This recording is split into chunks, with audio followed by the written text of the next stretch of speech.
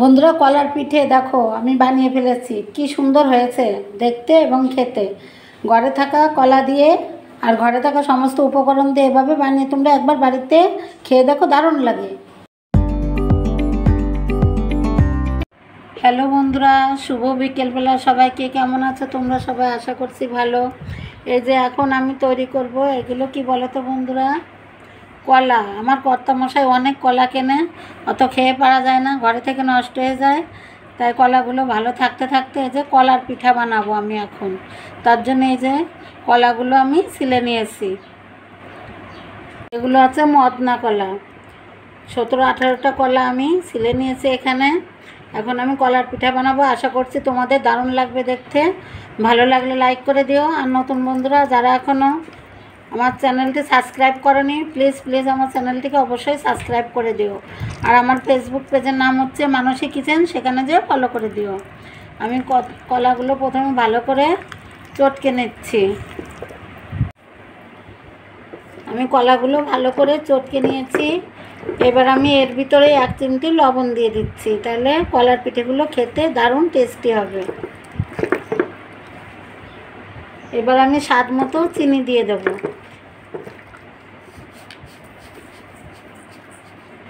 তোমরা যে যেমন মিষ্টি পছন্দ করো তেমন করে দিতে পারো, তবে পিঠে জিনিস তো একটু মিষ্টি হলে ভালো লাগবে খেতে। আমি চালের গুঁড়ো আর আটা নিয়ে নিয়েছি। আমি আস্তে আস্তে দিয়ে মেখে নেব। আগের থেকে জল দেব না, জল নাও লাগতে পারে। চিনি দিয়েছি, কলা এই যে এমনি পাতলা হয়ে গেছে।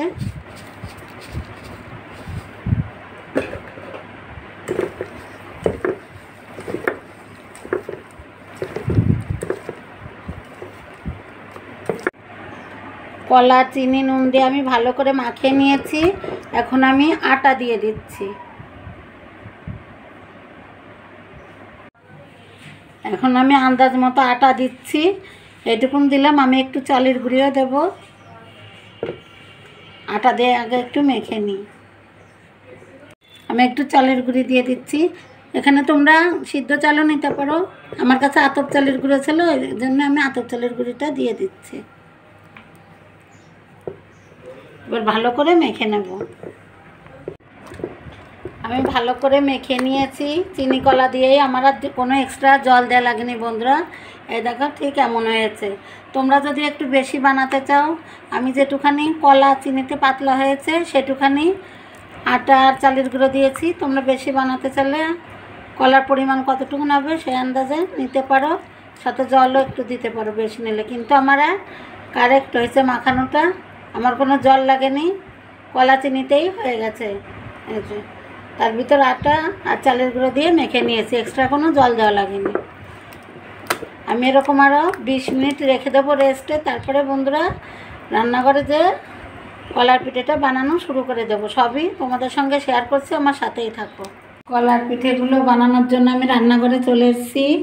কড়াই বসিয়ে দিয়ে যে কড়াইতে অনেকখানি তেল দিয়েছি, ডুবো তেলে ভাজা লাগবে। তেলটা প্রথমে একটু হিট দিয়ে তেলটা গরম করে নিতে হবে বন্ধুরা। তারপরে লো টু মিডিয়াম আঁচে রাখতে হবে হিটটা, নাহলে পিঠেটা পুড়ে যাবে। এদিকে উপর দিয়ে পুড়ে যাবে, ভিতরে কাঁচা থাকবে।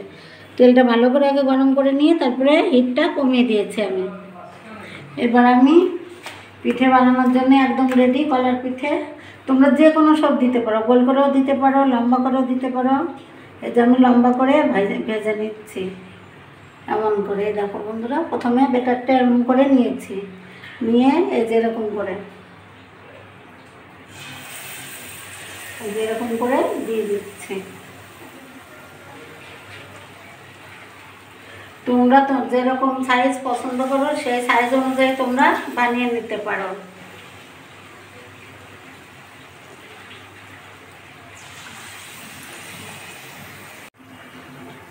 অল্প অল্প জালে আমি ভেজে নিচ্ছি। আর খোলা প্রায় হয়ে গেছে, আমি তেল জড়িয়ে তুলে নেব।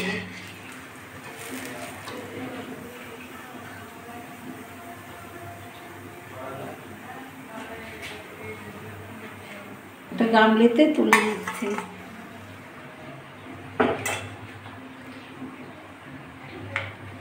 একই রকম করে আমি আর খোলা ভেজে নেব।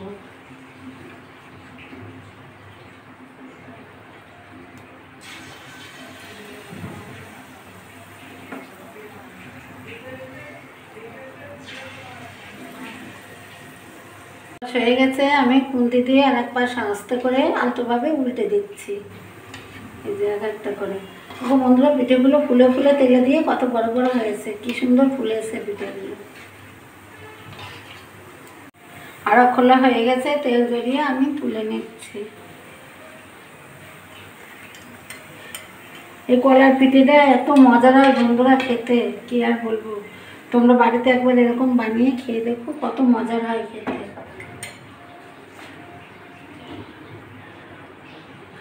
আগে যখন আমরা আমাদের গ্রামের বাড়িতে বিচে কলা গাছের ঝাড় ছিল, বাগান ছিল, আবার সমস্ত রকম কলা ছিল। এরকম কলা পাকলে পরে আমার মা আমাদের এরকম করে করে দিত, আর আমরা সব ভাই বোন মিলে মজা করে খেতাম। সেসব দিনগুলো যে কোথায় হারিয়ে গেল। আর এটা আমার মায়েরই রেসিপি, আমার মায়ের কাছ থেকেই সবটা শেখা, না হলে হয়তো আমি করে খেতে পারতাম না আজকে। সমস্ত কিছুই আমার মায়ের কাছ থেকে শেখা বন্ধুরা।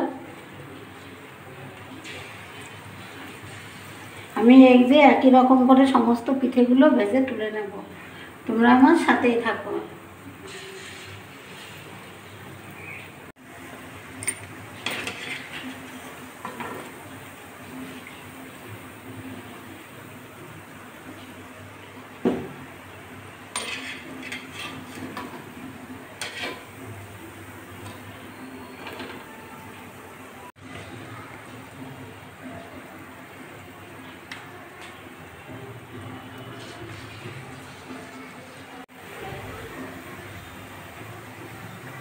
এই যে আর একটু আছে বন্ধুরা, বানালে পরে আমার প্রচণ্ড গরম পড়েছে, রান্না করে দাঁড়াই, রান্নাই করা যাচ্ছে না বন্ধুরা।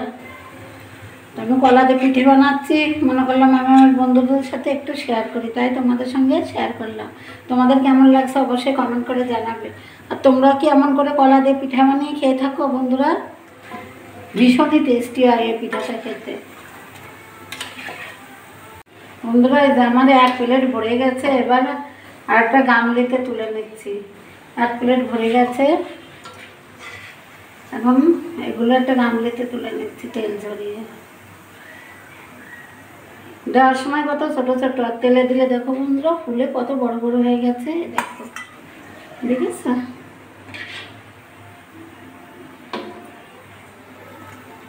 আর এক খোলা আছে, সেটাও আমি একই রকম করে ভেজে নিচ্ছি।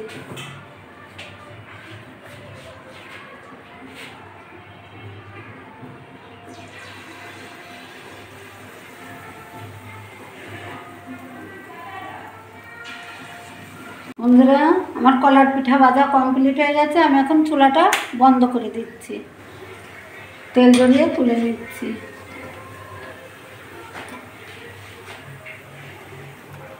তো বন্ধুরা, তোমরা তো দেখলে আমি ঘরে থাকা কলা দিয়ে আমি কিভাবে কলার পিঠে বানিয়ে ফেললাম। এই পিঠেটা একবার তোমরা বানিয়ে খেয়ে দেখো, দারুণ দারুণ লাগে খেতে বন্ধুরা।